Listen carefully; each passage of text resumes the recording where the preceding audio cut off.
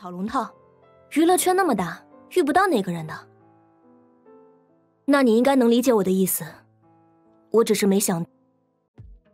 Whenever I play Otome games, most of the time, the company behind them is either Automate, Prototype, or even Extend. But more often than not, you see many developers and publishers trying their best to carve a niche inside the genre. After playing Bacchanalia though, it was clear that it takes more effort than effort to make a compelling title, let alone one that manages to even be good.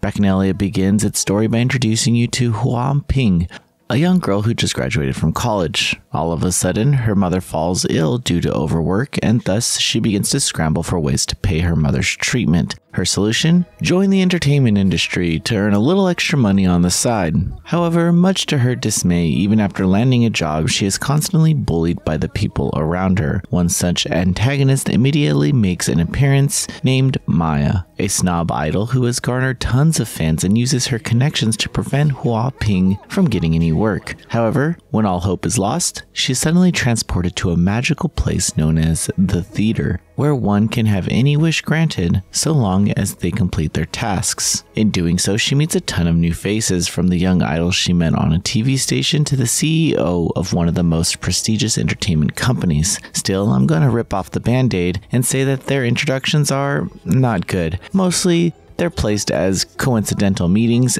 and don't seem to improve later. Still, several aspects of the game clearly show that Bacchanalia was released in an unfinished state because the story is riddled with plot holes, and it doesn't do an excellent job of explaining any of these plot points that it gives you, and focuses on the love interests that appear to be almost non-existent. Furthermore, it abruptly ends after chapter 10 with a "to be continued," just leaving a lot of questions unanswered. And if that wasn't enough, it seems virtually impossible to max out your affection with the love interests, presumably because the story isn't finished yet. Many UI elements were left untranslated, and the translation is almost an inconsistent mess, with awkward grammar typos and phrasing that are hard to ignore. To my eye, it doesn't look like a complete machine translation because there are some traces of good writing. Still, it might as well be because even the love catch system, a ubiquitous feature in modern Otome games, has the character's name of whose relationship you just increased with your choice simply untranslated. And don't get me started on the font. It's readable, but it suffers from a curse I'm all too familiar with, and that is with specific glyphs not displaying as they should. Location names are also just weirdly spaced out. The UI was not designed to support English, and it shows. In addition, Bacchanalia seems to suffer from a memory leak issue because performance gets increasingly worse to the point that animations feel like a PowerPoint slideshow. As a side note, in chapter 6, the main character's hair is entirely blonde, despite previous chapters showing her with brown hair, and no mention of her dyeing her hair even crops up in the game's log. I thought the inconsistency was only in the translation, but it seems to have also seeped into the art designs. Shame, because the game has fully voiced Chinese voice lines, and the art style isn't half bad either.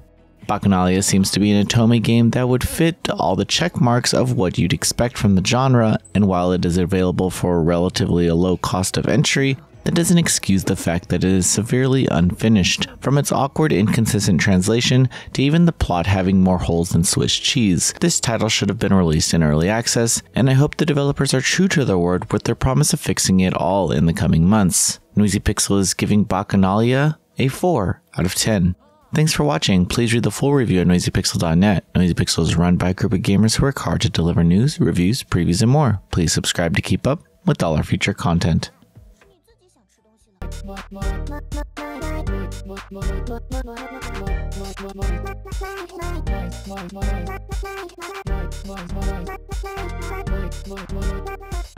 Noisy Pixel.